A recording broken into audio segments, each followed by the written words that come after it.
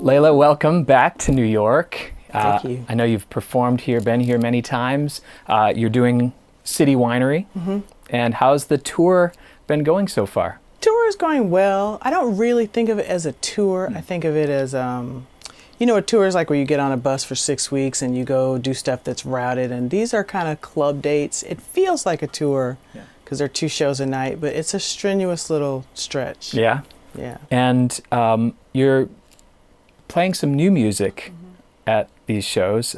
Tell us a little bit about The Energy. That's your new single. Yeah. The Energy is a song that I wrote during the quarantine. I connected with a writer that I met on TikTok. Oh, really? And I saw he had all this interesting stuff that he was doing with singers, and I was like, I really want to work with you. And weeks went by, and he finally hit me back. He said, "Is this actually you?" And I said, "Yeah, really. Let's try and get down." So we did some stuff over Zoom. It was really interesting trying to work with other musicians during the quarantine. But that song came out of a need to like be outside with all of my friends. Yeah, awesome. And Christian saw your show last night, and he said this song, "You," that's the one. I have not heard that song yet. Tell us about You. That is a song. I have 2 guys in my band. They are the Smith brothers, Eric Smith and Jubu Smith.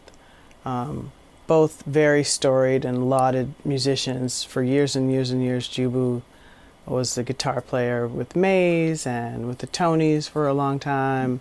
Eric was Rihanna's MD, and he's worked with Janet Jackson. And I mean, so many people I shouldn't even start trying to name, but they have their own band, which is called Legally Blind. And of their repertoire, like 3 or 4 of the songs that they recorded some years ago, I really love singing, and so we just started adding them to the shows, and we're going to re-record them. Okay, cool. Yeah. Great.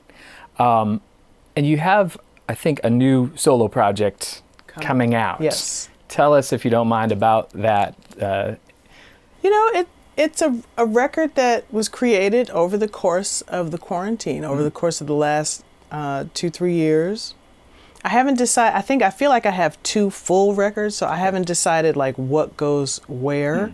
We were doing singles. It's such a strange time for the industry right now. Yeah. You know, you put a record out and you may get 1 or 2 bites at a record. Then you can put singles out. There's so many ways to do it, and so we're trying to experiment with ways to get it out to people. Gotcha. And do we know when we might be able to expect we don't. that? Not we yet. don't know. Not yet. No, okay. we don't know. Don't know. It's coming. Okay, it's coming. It's coming. Okay, great. Well, I'd love to get into some vocal stuff. Yeah. And like we talked about, you know, whatever you feel comfortable showing to us, but I know that singers are going to really want to hear from you and your experience and your thoughts on these different topics. So the first thing is warm-ups. Do you do a warm-up? And if so, what kind of warm-ups do you do? So I just started warming up in the last couple of years. After 30 years of telling people you should warm up. I did not do it. And a lot of times what natural ability will afford you, you know, you can skip that sometimes. Yeah. Ultimately, you're going to have to warm up your instrument. Yeah. And I had a good talk with Patty Austin about the longevity in your instrument and really warming it up, and it goes to your body as well. Yeah. Had a good talk with PJ Morton a couple months ago. He said, well, you know, I wouldn't go play basketball without stretching. And just something clicked. And I have one of the guys in my band, Jason, is actually a vocal coach. Okay. And so we warm up. I don't warm up like I should, but I'm getting into the habit of warming up my instrument before I sing. Because I notice if I'm doing an hour set or a 2-hour set or 2 shows, I'm singing better after 45 minutes. Yeah. So that lets me know that the warm-up should have started like at 3 o'clock that afternoon. Okay. Do you have a favorite? Do you have a go-to? I don't. We do the lip trills. We do the very famous, I don't know if Seth Riggs made it famous. Yeah, we do that. Yeah. We do a lot of me, me, mama, moo. We find a lot of places on YouTube that have just vocalizing scales. Yeah. I do little things for agility and math, just my own little things that I make up, like singing like, Nice. I'm really interested in scales, and so I do that kind of stuff.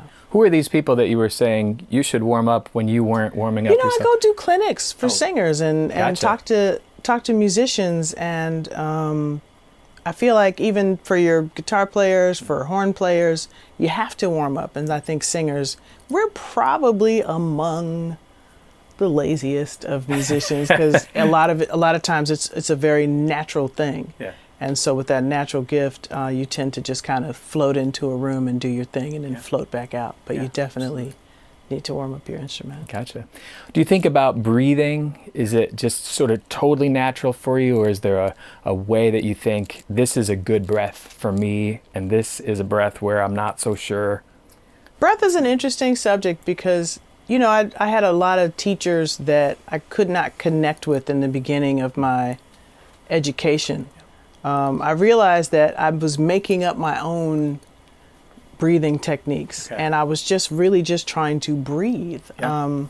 You will pass out if you don't, first of all. But second of all, it is really your body's responsibility, and it's your body's, everybody has a different technique. Yeah. And so I'm studying with a teacher in London, actually. We do Skype and we do all kinds of stuff, named Lucy. And some of what she's teaching me is that some of the traditional ways that we learn how to breathe when we sing are kind of outdated for some people. Yeah. So they have a whole technique where they are teaching in the same way that they may teach athletes how to breathe to run a race or swim. Yeah.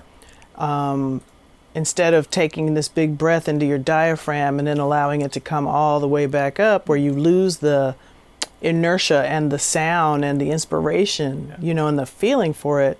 She says, you know, think of it as though you're on the subway and someone nicked your wallet. You're not going to go, hey, you know, you're, hey, it's a very quick and it's not stressful on your cords. And so I'm trying to work with that. Yeah. So in a certain sense, taking less air can be more effective. I think so. Than like tanking up and having this big breath. Yeah. I think so. I think that what we have learned, particularly in this country, in terms of breath support, has been taught for like hundreds of years probably. And so it's time to rethink it. I totally agree. Yeah. And what about posture, alignment? Do you think about how to hold yourself, or is it just, again, like natural? I do not think about my posture. I'm just trying to stand up straight and make sure my stomach isn't poking out. Okay. You know, some days I'm thinking about that less. I definitely am trying to just make sure that I am standing up straight and looking good. Sure. I think I should probably concentrate more on posture, but I feel pretty aligned when I'm singing. I have different stances for different pieces of my instrument, so that too. Gotcha.